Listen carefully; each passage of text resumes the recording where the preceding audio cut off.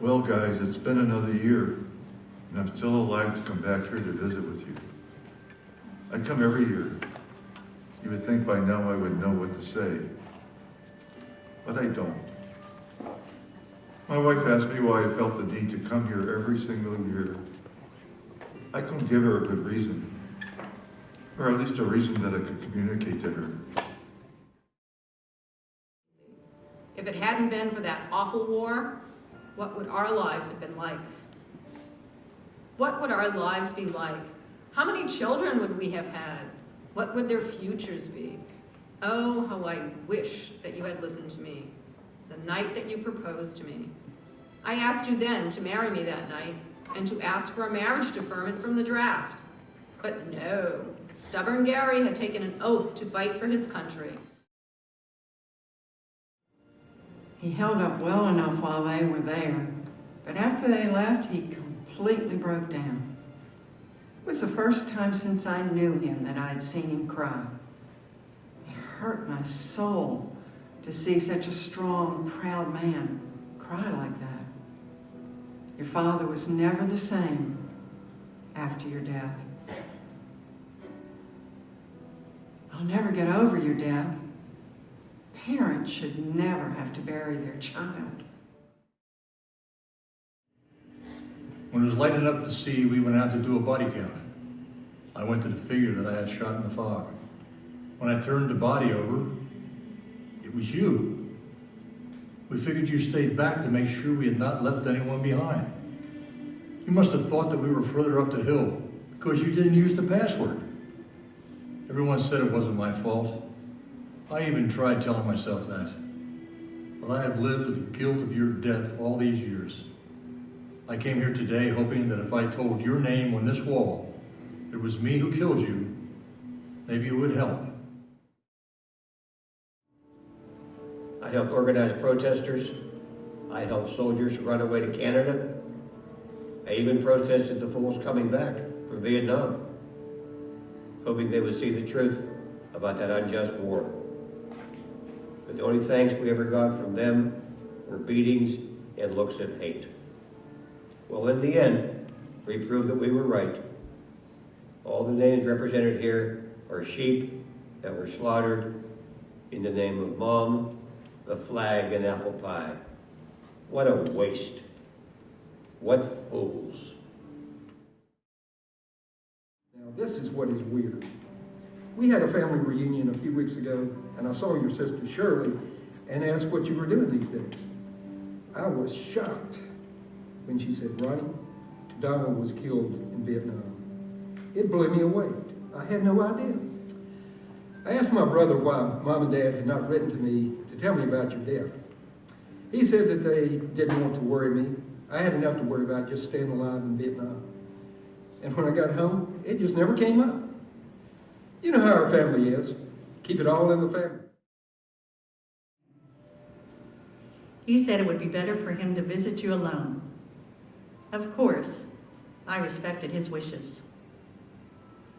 You were probably wondering where he was last month. George, Henry passed away 2 days after his last visit to see you. Thank the Lord that his pain and suffering is over. But I do miss him so much. Henry didn't talk about the war. He said that it was too horrific for anyone to hear about. Ever since he was old enough to understand, I told him what a brave, courageous hero his Uncle Joe was. He grew up wanting to be just like Uncle Joe. As soon as he graduated high school, he joined the Army, just like Uncle Joe. My God, Joe, I wish you were here to help your little sister through this. But things are getting better for me now. Not long ago, I got with some other vets, and we sit around and talk about our experiences. It's helping me a lot. It's good to know there's someone else who feels the way I do about things like POWs and Jane Fonda. Well, I'm glad that I finally know what happened to you. This is my first visit to the wall. I was really dreading it. Hello, son. I did come to see your name after all. I said that I wouldn't, but that was wrong. I was afraid that I would not be able to control my emotions. Men of my generation have a hard time expressing our feelings. I guess it was the war. We saw so much death and we lost so many of our close friends that we just suppressed our feelings. It's just too hard to see your buddies die day after day, wondering when your number is up. Stephen, there you are. My goodness. Hello, Stephen. I'm Mrs. Puryear. Well, actually, I'm Mrs. Murphy now, but when I knew you, I was Miss Puryear. I don't know if you remember me or not. I was your government teacher your senior year in high school. I didn't know that you had joined the Marines until we got the word the next year that you had been killed in Vietnam. Your friend, Chuck Ambrose, came to class and told us about your death. Lady, if I can explain it to you in a better, I still don't think you'll understand it. There's just no way you'll understand it. Sir, please don't be mad. We're just doing our jobs. Well, I understand that, and maybe you are starting to understand a little bit. See, in Vietnam, that's what we were doing. We were just doing our job.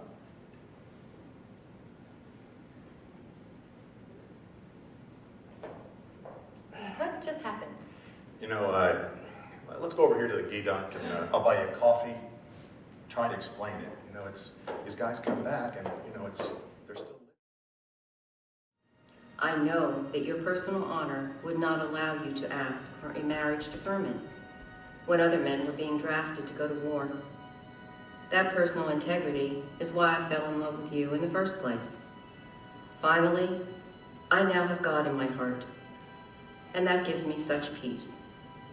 So, darling, it will not be long before I will be coming to be with you.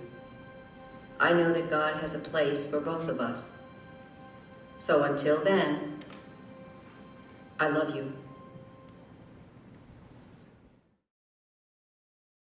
There was the three of us and 8 of our South Vietnamese nuns. Our recon was doing well on the first day, but then we walked into a buzzsaw on the second day. We were ambushed by a platoon size of North Vietnamese regulars.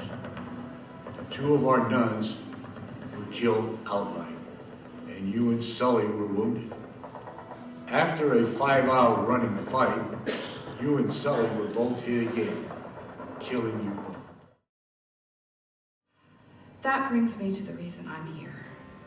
I came with the plan to choose a name from the wall and adopt that name as my dad.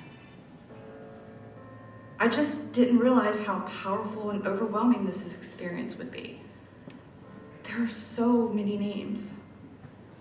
So, I have decided that instead of choosing one of you as my dad, I'll choose you all. I will come here as often as I can, and if anybody asks me if I know anyone on this wall, I will answer, yes, my dad. You gave your life fighting for this country, and I can find no fault in that. I fought for this country also. You would think that that would be enough for one family. You made a huge sacrifice for this country, but our little family paid a huge price for that sacrifice. Every time your mom looked at your picture or your burial flag in its case, she would cry. She did that until she died. I think a good piece of your mom's soul died when you died. I love you, son. I always have. I always will. Now that I'm older and hopefully wiser, I would like to think that if I were called to go into the service, that I would have gone in and even went to Vietnam if that would be my fate. But I wasn't called. To tell the truth, I feel like I might have missed the one chance I will ever have to find out if I have what it takes to face mortality and the uncertainty of life. Deep inside of me, I guess that I envy those vets who did survive the war. But then I look at this wall and all the men who didn't survive the war, and I know that I couldn't have taken that chance.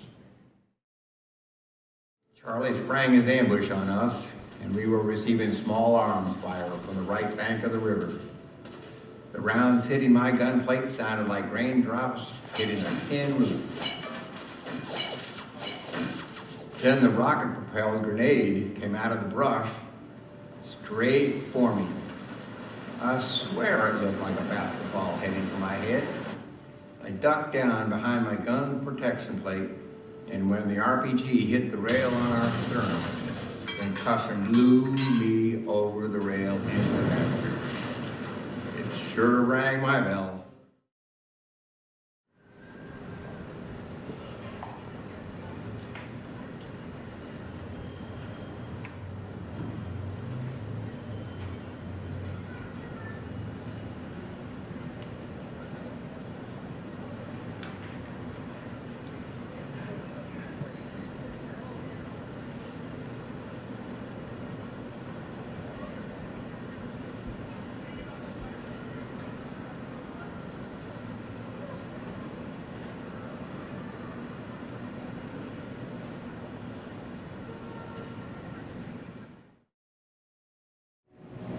For me, coming here to this wall is what makes me feel closer to you.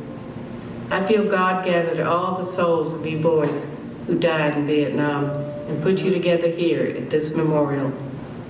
Well, anyway, that's what I need to think to ease my soul. Goodbye, my son. I'll always love you.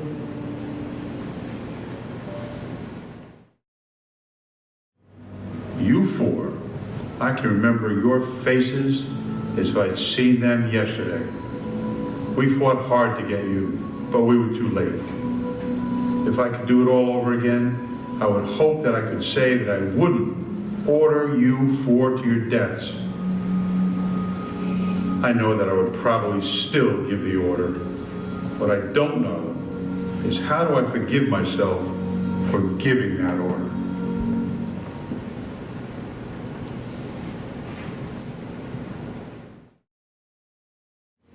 I had a poetic soul back then, I guess.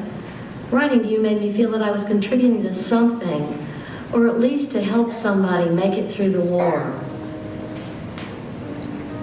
Looking back on it, I guess I was very idealistic then. I remember that I sent you those silly poems that I used to write. You were very kind not to make fun of me and my attempts at poetry. I really became accustomed to receiving your replies. America tried to save Vietnam from communism, but 58,000 young lives is a very high price to pay for someone else's freedom. I hope that I can do something with my life that will make the families of these men and women as proud of me as I am proud of those whose names are on this wall.